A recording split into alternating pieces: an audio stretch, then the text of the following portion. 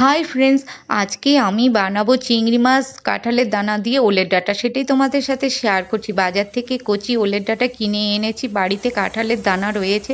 দেখো বন্ধুরা, ওলের ডাঁটাগুলো এইভাবে কেটে নিয়েছি, খোসা ছাড়িয়ে কাঁঠালের দানাগুলো কেটে নিয়েছি, আর চিংড়ি মাছ কুটে নিয়েছি। এদিকে পেঁয়াজ আদা রসুন কোটা হয়ে গেছে, আর গরম জল করে ওর মধ্যে নুন হলুদ দিয়ে ওলের ডাঁটা আর কাঁঠালের দানাগুলো ভাপিয়ে নিব খুব ভালো করে। দেখো ভাপানো হয়ে গেছে। আবার কড়াইতে সর্ষের তেল দিয়ে গরম করে নিয়েছি, নুন হলুদ দিয়ে মেখে রেখেছিলাম চিংড়ি মাছগুলো, সেগুলো ভালো করে ভেজে নেব। দেখো ভাজা হয়ে গেছে।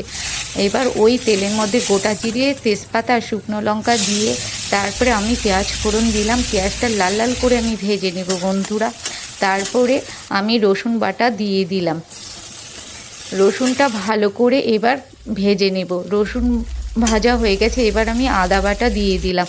আদা বাটা দিয়ে ভালো করে কষে নেব। দেখো বন্ধুরা, ভালো করে আমি কষে নিয়েছি। এবার আমি ওর মধ্যে ভাপিয়ে রাখা ওলের ডাঁটা ও কাঁঠালের দানা দিয়ে ভালো করে নেড়ে নিলাম। পরিমাণ মতন হলুদ আর পরিমাণ মতন নুন আমি দিয়ে ভালো করে আবার একটু কষে নেব। তারপরে দেখো বন্ধুরা, কষানো হয়ে গেছে। এবার ওর মধ্যে ভেজে রাখা চিংড়ি মাছগুলো আমি দিয়ে দিলাম।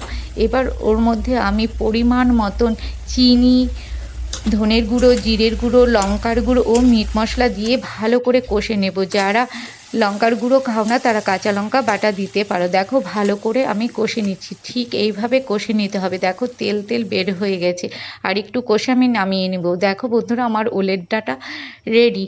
খুব সুস্বাদু হয় বন্ধুরা, বানিয়ে